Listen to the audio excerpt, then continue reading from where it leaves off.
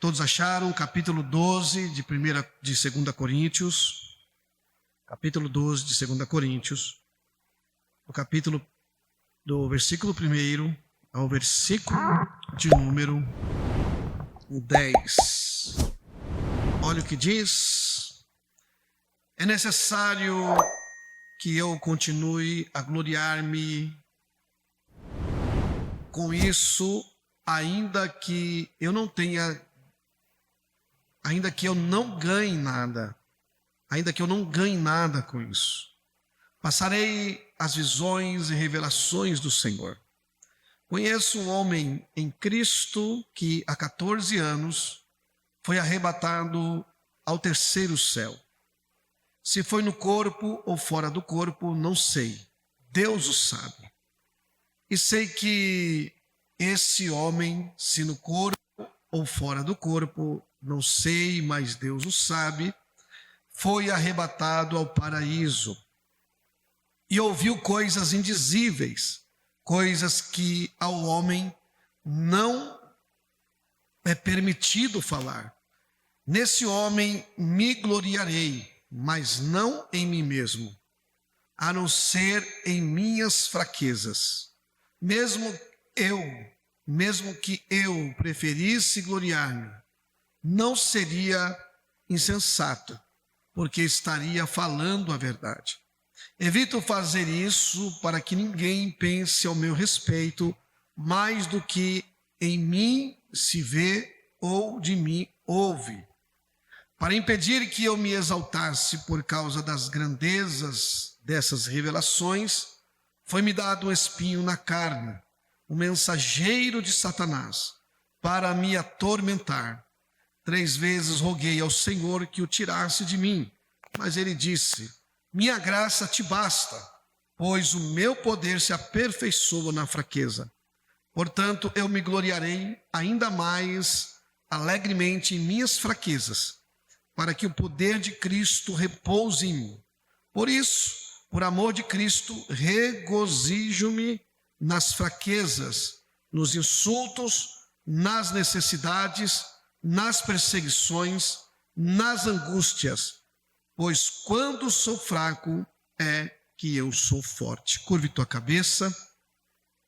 Querido Deus e bondoso Pai, nós te louvamos, te agradecemos e engrandecemos o teu santo nome pela tua bondade, pela tua graça, pelo teu amor que tem se revelado a nós por meio do teu Filho Jesus. Te peço, Senhor, que o Senhor nos dê graça, entendimento e sabedoria para ministrarmos, ó Deus, a tua palavra ao coração da tua igreja. Senhor, que sejamos ministrados, abençoados, edificados, fortalecidos na força do teu poder, Senhor. Que saiamos daqui nesta noite certos, ó Pai, do que o Senhor tratou o nosso coração e a nossa alma. Amém? Irmãos, o que eu tenho a falar nessa noite aos amados é muito importante diante das lutas e dos problemas que enfrentamos no dia a dia. Amém? Nós lemos aqui um texto, irmãos, que nos fala de uma experiência maravilhosa que o apóstolo Paulo havia vivido, né? Havia experimentado. Ele fala aqui quase que em terceira pessoa, né? No sentido de que ele se refere a uma outra pessoa que havia, de fato, vivido essa experiência. Mas é perceptível que o homem que Paulo relata, que ele diz, houve um homem que há 14 anos atrás, se foi no corpo ou se foi fora do corpo, ele não sabia dizer.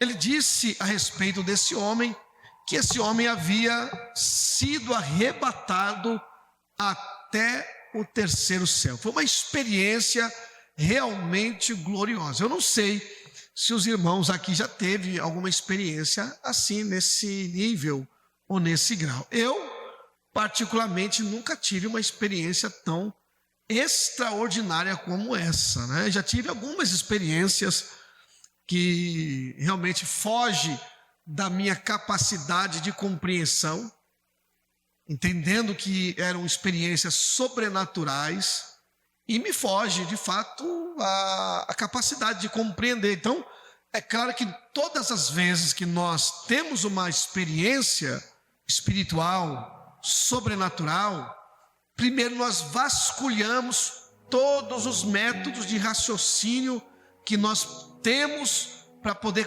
compreender de forma natural aquilo que nos foi dado de forma espiritual. E é claro, irmãos, as coisas de Deus é loucura para o homem natural.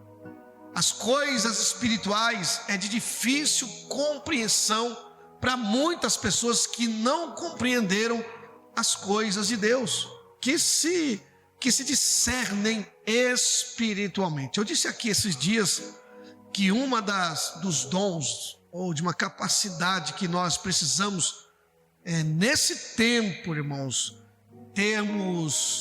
buscar, né, isso com muito zelo, é o dom de discernir, ter discernimento. Porque o discernimento, irmãos, ele vai te dar a qualidade de você, ou a capacidade, é uma qualidade que vai te dar a capacidade de você conseguir compreender algumas coisas, tanto no mundo natural, como também nas ações espirituais. Já teve experiências estas, onde pessoas, né, supostamente endemoniadas, endemoniadas, se o cristão não tiver discernimento, ele acredita que é um demônio que está na pessoa.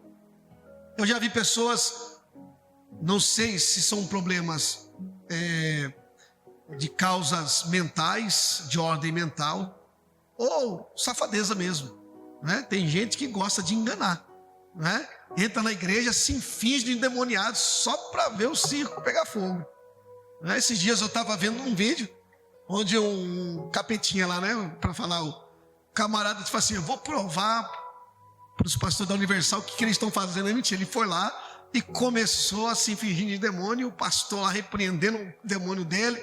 Depois ele saiu pulando e rindo do pastor, né? Aí os outros irmãos vieram, tiraram ele do lugar, né? Então, assim, foi falta de experiência, talvez, do pastor, falta de discernimento.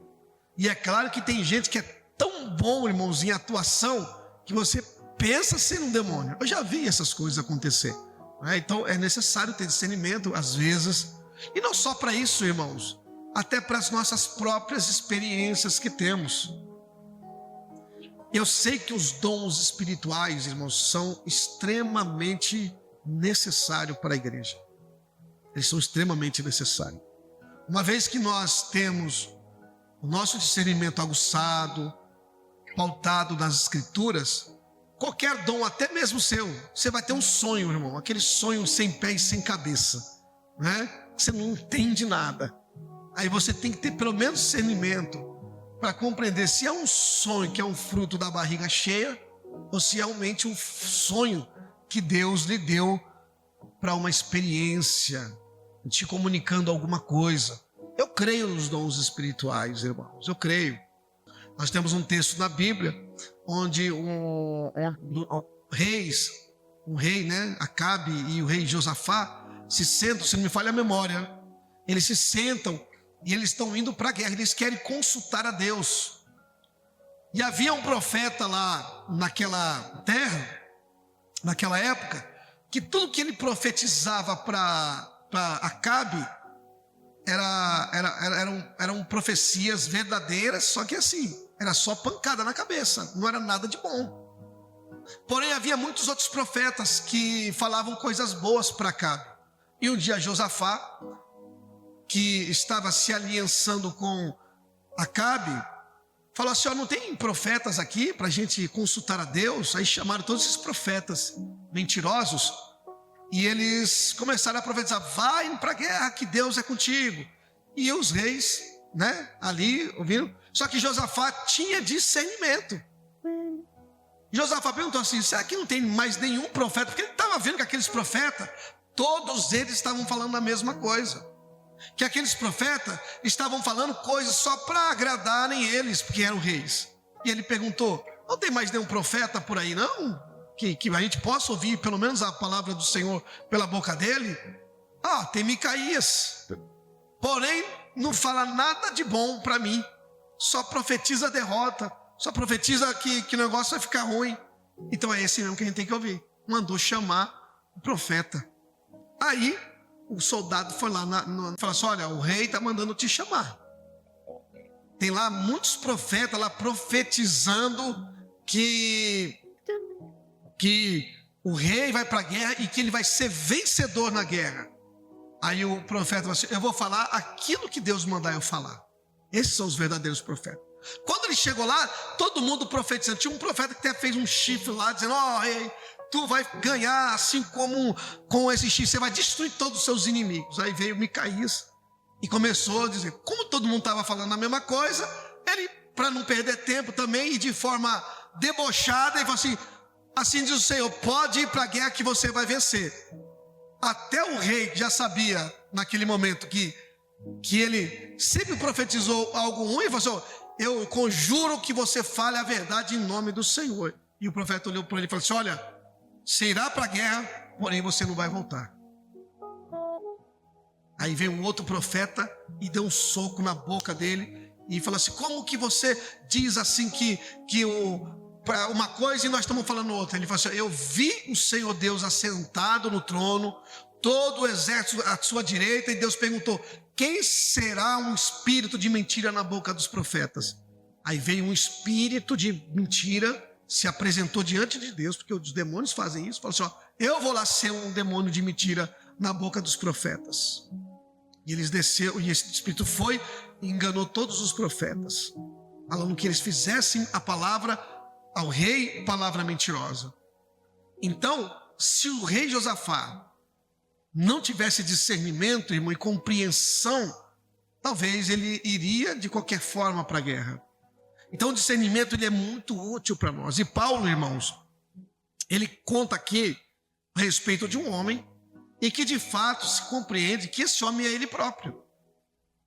Para ele não se exaltar, né? Ele falou assim: olha, ele falou na terceira pessoa para que o coração dele não se ensoberbecesse por conta dessa revelação, por conta dessa visão, desse arrebatamento que ele teve, porque ele foi levado, irmão, ao terceiro céu. Ele não compreendeu como que aquilo se dava, se era no corpo, se ele tinha sido levado no corpo, ou se ele tinha sido levado no espírito. Ele não compreendeu. Então ele falou assim: se é no corpo eu não sei, se é fora do corpo também não sei, mas eu sei de uma coisa: o que foi ouvido lá, o que foi falado lá, é inefável, é indizível. Homem nenhum aqui na terra compreende nenhum tipo de fala de lá, e nem é lícito falar o que foi falado lá. Ele teve uma experiência tão tremenda que ele falou assim: eu não posso falar. E se eu falar, ninguém vai compreender, vão me ter como louco. Tamanha foi a grandeza da revelação. Ele foi levado, irmão, ao terceiro céu. Essa compreensão do terceiro céu, vocês compreendem, né? Como se dá dentro de uma visão um pouco astronômica, não, ou melhor, astronômica não, um pouco bem, como é que fala? Astronomia, né? Dentro da astronomia e posteriormente no mundo espiritual. O primeiro céu, vamos dizer que é o céu das nuvens. O segundo, o céu onde está as estrelas, que é o espaço sideral que nós conhecemos. E o terceiro céu seria o céu aonde Deus habita, aonde está o paraíso. Por isso que ele diz assim, que esse homem foi levado ao paraíso. E lá ele ouviu coisas difíceis de serem faladas, impossíveis de ser comunicadas aqui na terra. Imagine só, irmãos, coisas maravilhosas que ele viu, não é? Nós temos aqui o contexto que o Felipe falou, né, a respeito de João, que foi também levado numa visão para ver as coisas futuras. Ele foi levado para ver como era o céu. Imagine só, irmão, a compreensão dele. O que ele faz, irmãos, para poder explicar o que ele viu? realmente o que ele vê, mas o que ele está vendo, ele explica da forma que a gente compreende, né? O que ele está vendo, o que ele está vendo não é o que ele está explicando para nós. O que ele viu, ele diz, é semelhante. Quando ele fala de Jesus, Jesus é tão maravilhoso, irmãos, está tão além do que Jesus era aqui na terra, que ele fala assim, os seus olhos são como. Ele não está dizendo o que é como. Ele está fazendo comparação, os seus olhos são como. Não é que os olhos de Jesus é chama de fogo, é parecido. É tão glorioso, tão forte os olhos do Senhor, que ele entendeu assim, o que eu posso usar para comparar os olhos de Jesus? Então ele usa talvez chamas. Viu chamas? Vocês conseguem compreender que é uma chama de fogo? Então, os olhos dele é parecido. As roupas dele é branca como a lã, como nem um lavandeiro, como o sol ao meio-dia. Irmãos, é muito mais do que tudo isso que ele está explicando. Nós compreendemos o que é sol à luz do meio-dia, a força do sol. Ele diz, os seus pés são com latão reluzente. Aí você imagina, o que era os latão naquela época, né? Aquelas coisas bem polidas, né? Que o sol refletia e brilhava de tal forma. Então, ele passa a usar figuras do nosso conhecimento para explicar uma realidade espiritual. Então, nem a rua é de ouro no céu, porque as ruas são como de ouro, os muros são como de jaspe. Então, tudo que se relata do céu é o que nós conhecemos na explicação, mas o que é em realidade, irmãos, é indizível, é inexplicável.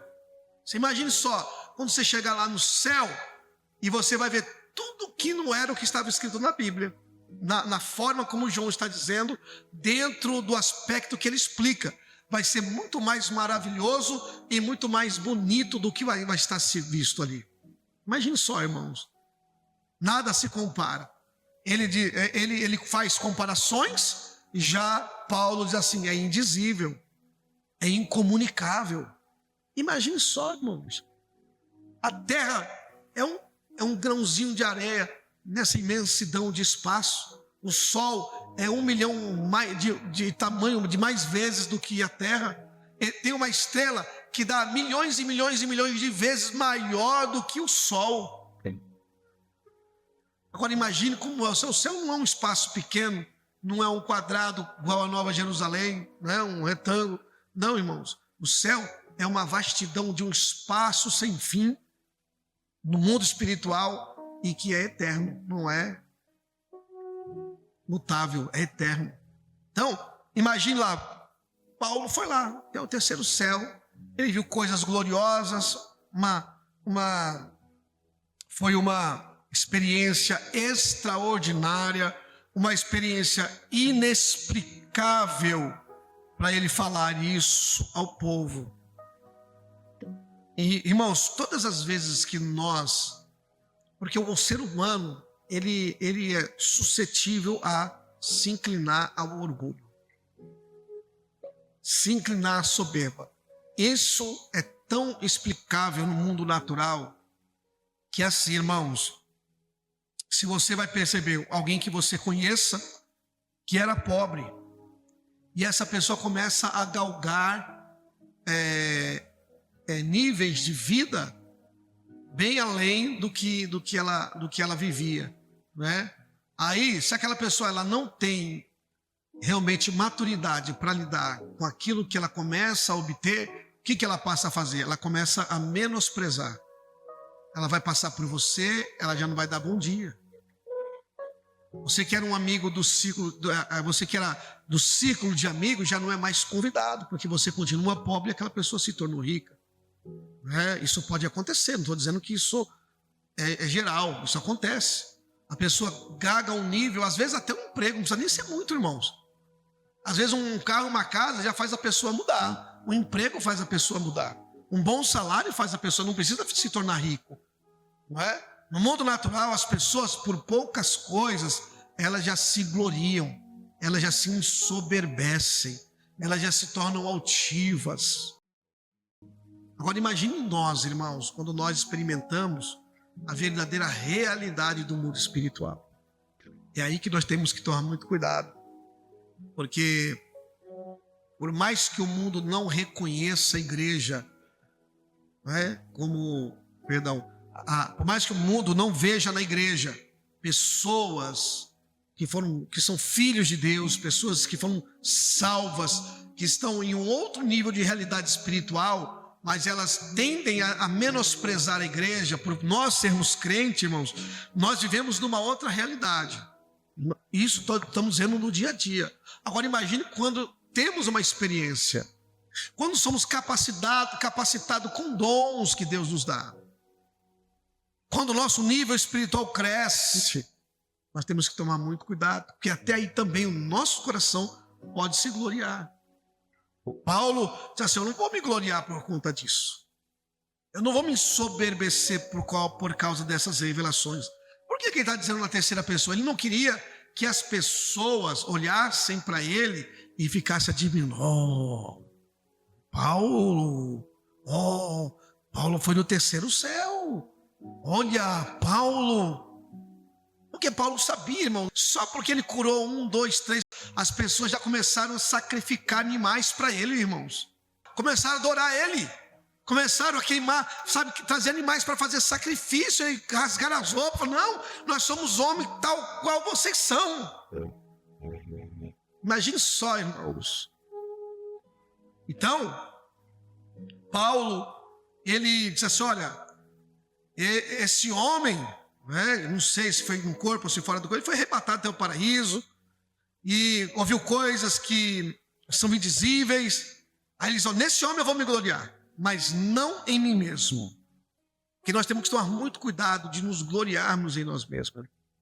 Em qualquer aspecto, não estou dizendo só na igreja, em qualquer aspecto da vida. Você sabe, irmão, vou trazer isso aqui para dentro do casamento, né? Me perdoem as mulheres, o que eu vou citar aqui, tá bom? Mas eu não estou generalizando, tá? Mas também tem homens que falham também dessa mesma forma.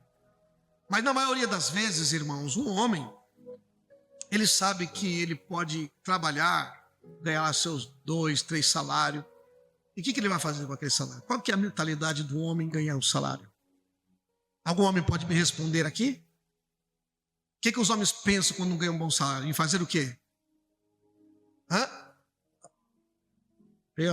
Tô com uma picanha boa. Vamos lá, alguém fala mais? Oi? Para a família, irmãos. O irmão pensou na picanha, outro pensou no carro. Então já está errado aí. Oi? Não é você, não? Tá certo, brincadeira. Se a picanha for para a família e o carro para a família, tá top, é isso. Não, é sempre melhorar, né, irmão? Mas o melhorar é para a família, né? E as mulheres? Como que as mulheres pensam? Começou a trabalhar, pegou o primeiro salário, não dependo mais de homem. Aqui, ó, presta atenção aqui em mim, irmãos. Não é para conversar agora do que eu estou falando, não. Preste atenção, quero que vocês pensem. Agora eu não dependo. A mulher, não estou generalizando, tá bom, mulher? Não estou dizendo que é daqui, tá bom? Vocês estão entendendo, irmãs? Vocês estão compreendendo? Porque tem homens que pensam assim, como também tem mulheres que pensam dessa forma. Nós nos gloriamos com pouca coisa. Eu estou dizendo de pessoas que se gloriam. E acontece isso no casamento. Não é? Às vezes a mulher até pensa em ser companheira do marido, mas se ganhar 3 vezes mais do que o marido está lascado. Na maioria das vezes. Não estou generalizando, viu, mulheres? Vocês estão entendendo? Eu não dependo de homem.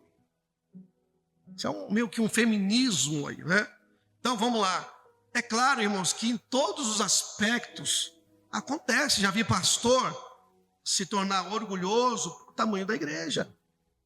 A gente está em vínculo de amizade de pastores. Primeira coisa na roda que sai da essa minha igreja tem 300 crentes. Só o dízimo lá, aí é o que? Sou pastor pequeno de uma igreja pequena, e nem salário eu recebo direito. Vou falar o quê? Vou me gloriar como? Você assim, rapaz, em minha igreja.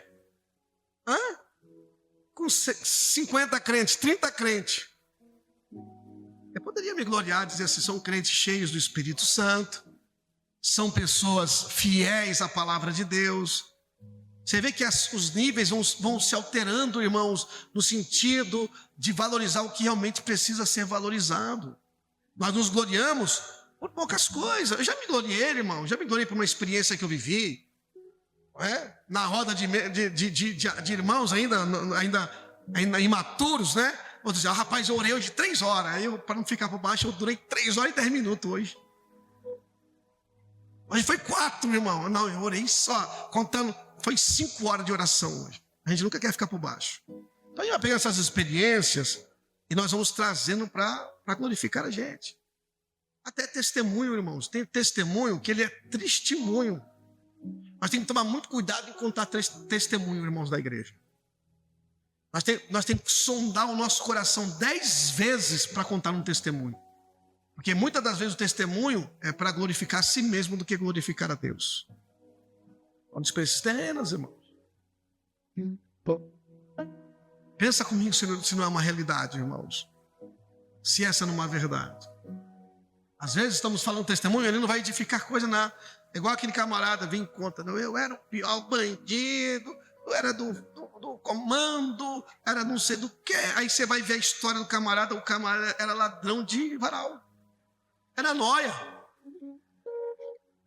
Aí conta em cima do púlpito que ele se mostra que era um bandidão, né?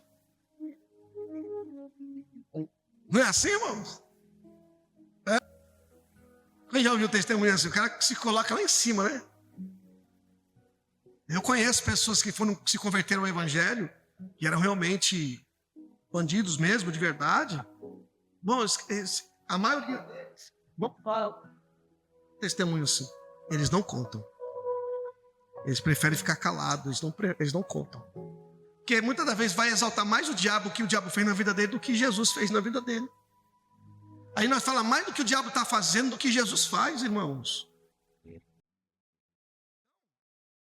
Paulo, irmãos, ele passou aqui por uma situação muito gloriosa. Mas é assim, eu não vou me gloriar de mim mesmo. Se eu tiver que me gloriar, eu vou me gloriar nas minhas fraquezas. É nas minhas limitações. Mesmo ele falou assim, mesmo que eu fosse falar tudo isso aqui, eu estaria falando a verdade. Mas eu prefiro não me gloriar. Mas ele diz assim, mas por conta das grandezas dessa reunião, 9 horas, gente. Mano, esse relógio está mentindo. Santo Deus. Eu comecei a pregar agora, irmãos. Eu estou no primeiro tópico. Jesus. Não, está errado esse negócio aí, irmãos. Está errado isso aí, irmãos. Isso aí, nós passamos no tempo aí, não vimos. Nós vamos para o futuro alguns minutos aí. Nem reparamos. Então, irmãos, Paulo, ele fala que por conta dessas revelações foi lhe dado um espinho na carne. Aí tem os especuladores, teólogos que falam do espinho na carne de Paulo variavelmente, né? Pode deixar depois. E variam em alguns aspectos. Obrigado. Não vou dizer que Paulo, olha a capacidade mental dos camaradas, irmãos. Paulo, por não ter casado e falar para os outros também não casar, Paulo acho que era gay. Acho que ele era homossexual. Não, tem gente que já inventou esse negócio, irmão. Que o espinho na carne de Paulo era porque ele era gay, ele era homossexual. A miséria das pessoas, né, irmãos? Outros vão dizer que por conta de uma expressão que ele fala em uma das suas cartas, mesmo, que eles arrancariam os próprios, que as pessoas lá arrancariam os próprios olhos por conta da enfermidade. Então, outros vão dizer que a enfermidade de Paulo era os olhos, era meio que uma cegueira. Então, existe uma variedade de especulações a respeito do espinho na carne de Paulo, que vinha um mensageiro de Satanás e bofeteava ele. E ele foi orar, irmãos, falou assim, eu não aguento mais, eu não suporto mais essa situação. Tira de mim esse chama de espinho na carne, né? Esse mal aí que está me atormentando. Não é? Imagine só, irmão, um homem que curava os enfermos, se ele tivesse essa enfermidade mesmo, imagine só, ele cura os outros, mas não é curado. Não acontece isso conosco? Ele ajuda as pessoas, mas não é ajudado. Ele ajuda as pessoas nas suas mazelas. E você vai ler lá em Timóteo, né? Ele está com todo mundo, mas todo mundo não está com ele. Ele escreve dizendo, olha, Demas me abandonou, fulano me abandonou, os irmãos me abandonaram, só Lucas está comigo, só tinha um com ele. Todas aquelas pessoas que ele havia ajudado, o havia abandonado no pior momento que ele mais precisava da vida dele. Imagine só, irmãos. Os espinhos da carne de Paulo, talvez uma pessoa que podia dizer, tá vendo? Olha aí a tua situação. Você fala que é crente, mas olha o teu casamento. Você fala que é crente, mas olha a tua vida financeira. Você fala que é crente, mas a tua saúde. Você fala que é crente, mas a vida dos teus filhos. Você fala que é crente. É isso, irmão, que acontece. E uma dessas questões que eu tinha separado em 4 pontos foi que a fraqueza, né, ou força na fraqueza, como que Deus usa os sofrimentos para nos abençoar. As melhores ferramentas para Deus forjar em nós o caráter dele são os sofrimentos. Tudo isso que Paulo está passando aqui, ou vivenciou, que os apóstolos, foi para forjar Paulo. Nós esperamos muito de Deus, coisas boas que realmente tem, mas o melhor que Deus tem para nós é o sofrimento, irmãos. Por incrível que pareça, todo sofrimento, ele é muito mais útil para nós do que os momentos de bonança, de prosperidade, tá? O sofrimento nos ensina mais. Romanos 5 diz que a tribulação produz. Olha só, quando Deus manda uma tribulação na nossa vida, lá em Romanos 5:2, se não me falha a memória, ele está dizendo, a tribulação produz paciência. Então, todo problema em nós está produzindo alguma coisa boa. Está produzindo força na fraqueza. Quando é que você sabe que é forte? É quando a fraqueza chega, quando o problema chega.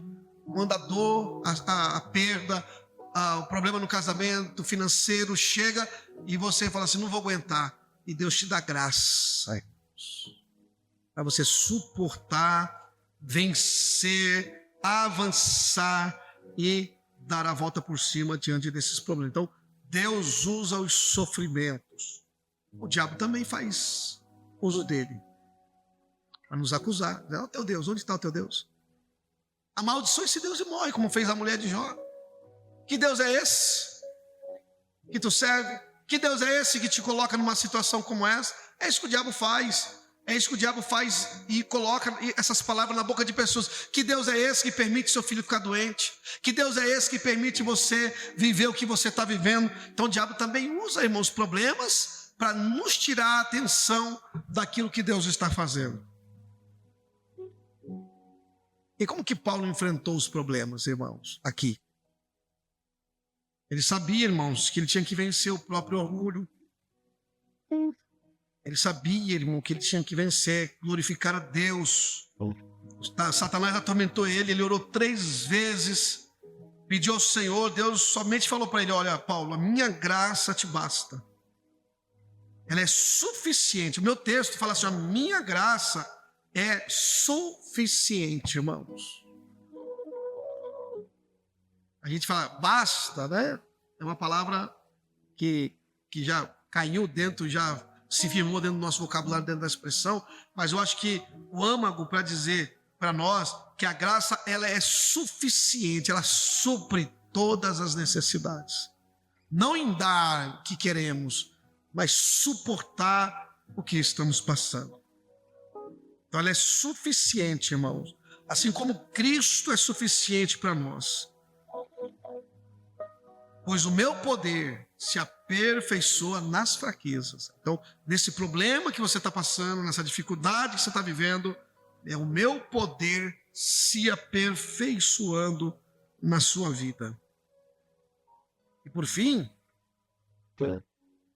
como Deus usa o sofrimento, como o diabo usa para nos colocar embaixo, usando esses sofrimentos, como Paulo usou esse sofrimento, E agora, e nós? Como nós usamos o sofrimento, irmãos? Tem pessoas que, na hora que ela faz, ela abandona a igreja. Qualquer problema, a pessoa já abandona a igreja, abandona Deus, deixa de ler a palavra, começa a murmurar.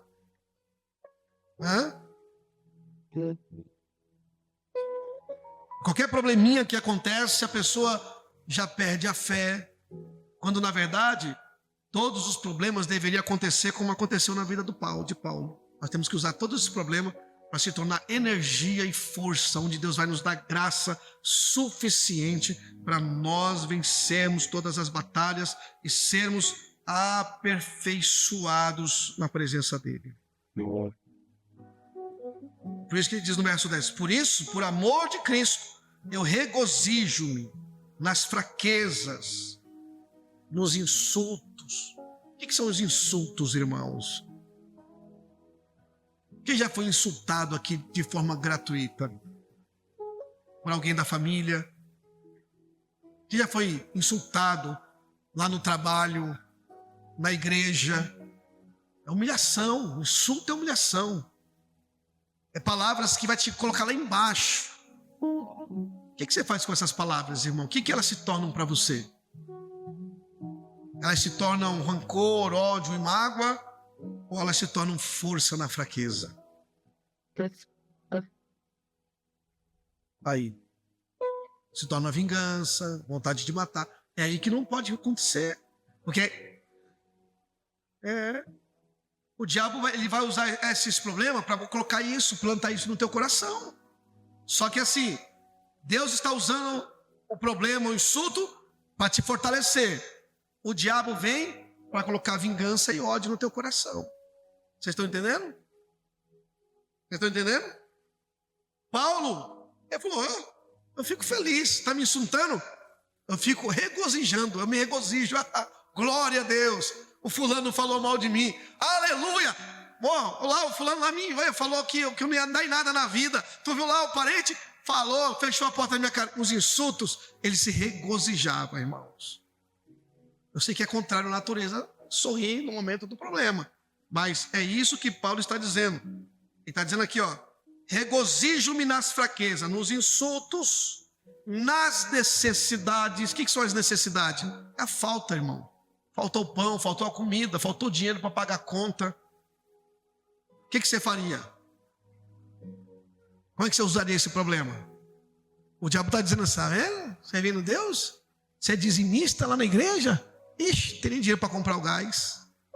Aí, tem nem dinheiro para pagar a luz. Você não é dizimista? Você não é fiel na igreja? Não dízimo nas ofertas? Mas você está desempregado. É isso que o diabo faz. Deus usa para nos fortalecer, para nos dar graça. Paulo se regozijava. E nós, o que nós fazemos às vezes? Murmuramos. Olhamos para o céu: Deus, por que Deus? Até quando? Por que você permitiu isso na minha vida? É assim que a gente fica, irmãos. Quando na verdade nós temos que orar, agradecer a Deus e louvar até pelas necessidades, irmãos. Nas perseguições, olha aí. Quem já foi perseguido aqui, irmãos? Eu não estou falando de perseguição de alguém que falou mal de você, de alguém que está falando mal de você. Nós estamos falando de perseguição de os romanos, soldados romanos, judeus, entrar na casa dos crentes, pegar, puxar pelo cabelo como Paulo fazia, arrastar até a rua e apedrejar. É esse tipo de perseguição.